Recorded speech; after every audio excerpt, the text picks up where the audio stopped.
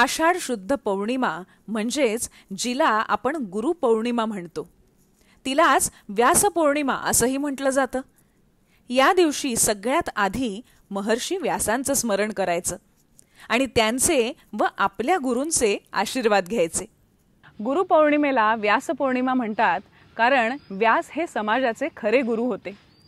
व्यासोच्छिष्टम जगत सर्वम असं मानलं जातं. म्हणजे व्यासांनी इतकं सर्वस्पर्शी लिहिलं आहे की त्यांनी जणू अख्खं जग उष्टावलं आहे. आता नव्याने लिहिण्यासारखं काही नाही. या दिवशी त्यांचा जन्म झाला असं मानण्यात येतं.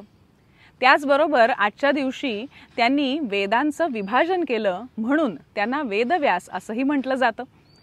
गणितातही परिघावरील कोणत्याही दोन बिंदूंना जोडणाऱ्या रेषेला जीवा म्हणतात आणि व्यास ही वर्तुळाची सर्वात मोठी जीवा असते. तसंच आपल्या ज्ञानरूपी वर्तुळाच्या इतिहास आणि उपदेश या दोन बिंदूंना जोडणारी सगळ्यात मोठी रेषा म्हणजे महर्षी व्यास आहेत असं म्हणता येईल. आजही आपण जिथून ज्ञान दिलं जातं त्या जागेला किंवा मंचाला व्यासपीठ म्हणतो ते याचसाठी. तर आता वेगळ्या मुद्द्याकडे वळूया. गुरुला आज आपण मनोभावे वंदन करतो आहोत.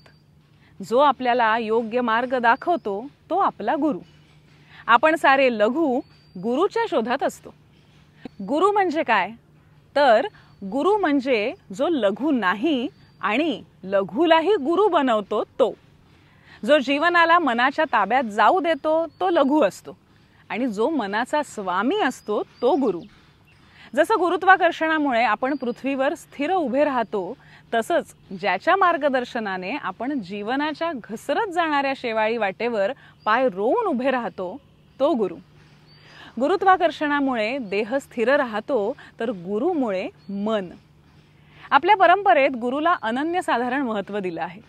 संतांनी गुरुकृपेचा महिमा गायला आहे त्याप्रमाणे गुरुची लक्षणंही सांगितली आहेत.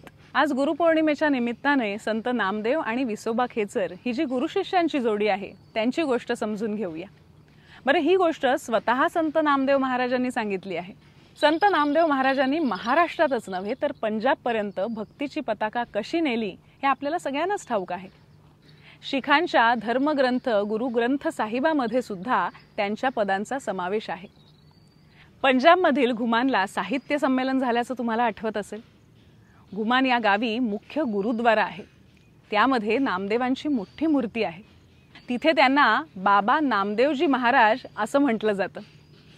घुमान पंचक्रोशीत बाबा नामदेवजी महाराज यांच्या आशीर्वादाशिवाय कोणत्याही कार्याला सुरुवात होत नाही.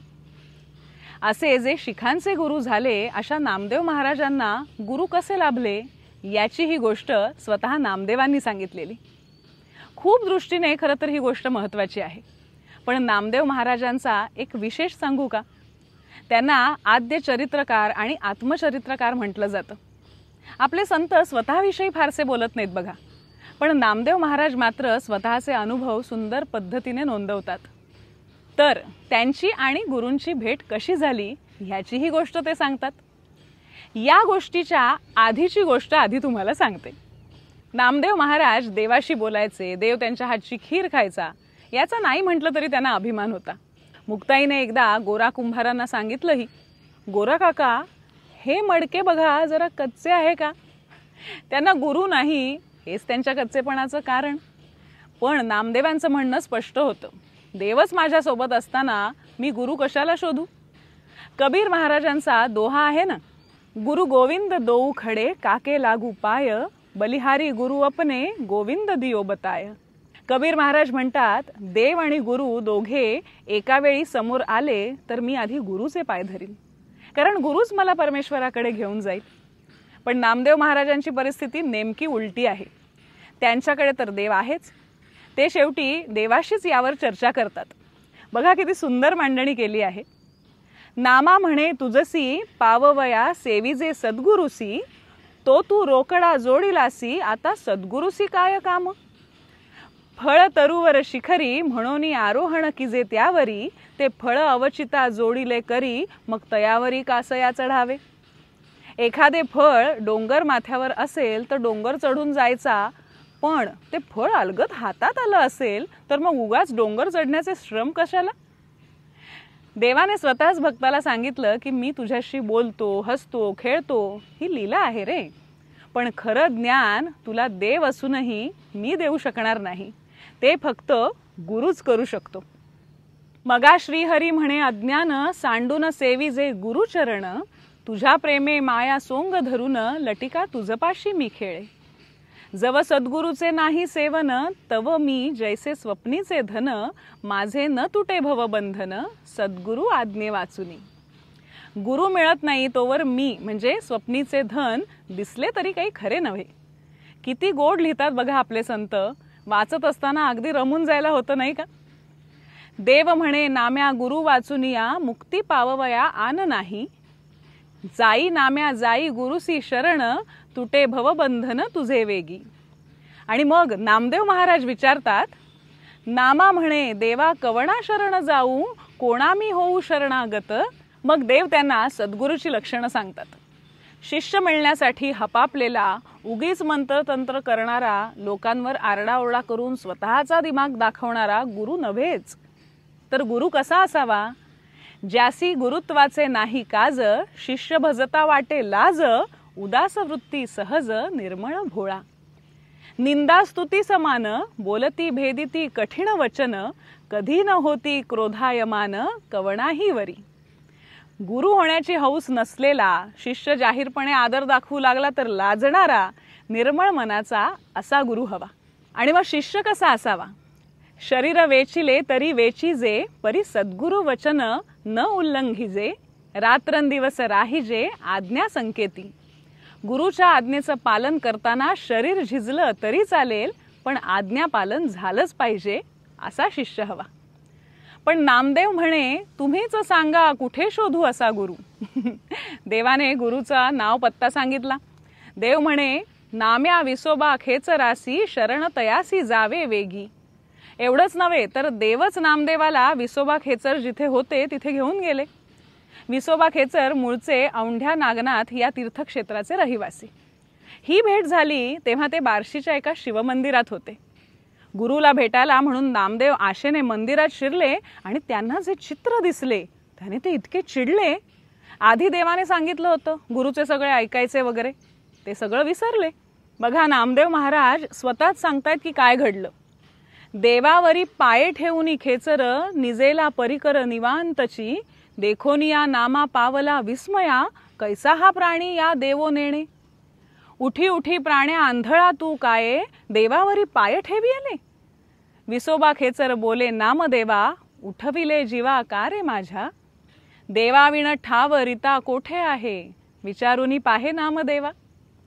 जेथे देव नसे तेथे माझे पाय, ठेवी पा अन्वय विचारुनी.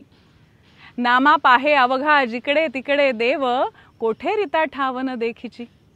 कोणी म्हणतात नामदेव जिथे विसोबांचे पाय ठेवू पाहत होते तेथे त्यांना शिवाची पिंड दिसे. पण अवघा जिकडे तिकडे देव हा साक्षात्कार डोळ्यात अंजन घालणारा आहे हेच खरं. गुरु आपल्या शिष्याला किती छान ओळखतो. विसोबांनी नामदेवांना सांगितलं, जरी म्हणसी देव देखिला तरी हा बोल भला नव्हे नाम्या. जोवरी मी माझे न तुटे, आत्माराम कैसोनी भेटे. पुढे नामदेवांच्या विचारात झालेले परिवर्तन हे तर चमत्काराच्याही पुढचे. देवाला खीर भरवणारे नामदेव काय म्हणतात बघा. दगडाची मूर्ती मानिला ईश्वर, परी तो साचार देव भिन्न. दगडाचा देव इच्छा पुरवित, तरी का भंगता आघाताने. देव माझ्याशी बोलतो या भावपक्षापासून चराचरात देव आहे या बुद्धिपक्षाकडे त्यांचा झालेला प्रवास थक्क करणारा आहे. आता त्यांचा देव मूर्तीत बंदिस्त राहिला नाही, चराचरात तो त्यांना दर्शन देऊ लागलाय. आता हा प्रसंगच बघा. नामा स्वयंपाक करोनी बैसला, केशव श्वान रूपे आला. रोटी घेऊनी पळाला, सर्वानुभूती केशव. हाती घेऊनी तुपाची वाटी, नामा लागला श्वाना पाठी. तूप घे गा जगजेठी, कोरडी रोटी का खाशी. तव श्वान हासोनी बोलिले, नामया तुझ कैसे कळले. येरू म्हणे खेचरे उपदिशेले, सर्वानुभूती विठ्ठल. नामदेव महाराज देवाच्या या परीक्षेतही उत्तीर्ण झाले. ते म्हणतात, द्वादशीचे गावी जाहला उपदेश, देवाविण ओस स्थळ नाही. तो देव नामया हृदयी दाविला, खेचराने केला उपकारुहा. द्वादशी म्हणजे बार्शी हे गाव. आषाढी एकादशीला पंढरपुरात विठुरायाचं दर्शन घेऊन द्वादशीला बार्शीला असणाऱ्या भगवंत मंदिरात जाऊन भगवंताचं दर्शन घ्यायचा असा जुना नेम आहे. म्हणून द्वादशीचे गावी असा बार्शीचा उल्लेख नामदेवांनी केला आहे. तुम्ही जर कधी बार्शीला गेलात ना तर जरूर या मंदिराला भेट द्या. अतिशय सुरेख मंदिर आहे. भगवंत या नावाने विष्णूचा अवतार जगाच्या पाठीवर फक्त इथेच पाहायला मिळतो. लक्ष्मी मातेचंही दर्शन होतं, पण ते आरशातून, कारण भगवंताच्या पाठीला पाठ लावून माता लक्ष्मीची मूर्ती आहे. आणखी ही बरीच वैशिष्ट्य आहेत. गावात 12 शिवाची मंदिरं आहेत आणि म्हणून गावाचं नाव बार्शी असंही सांगितलं जातं.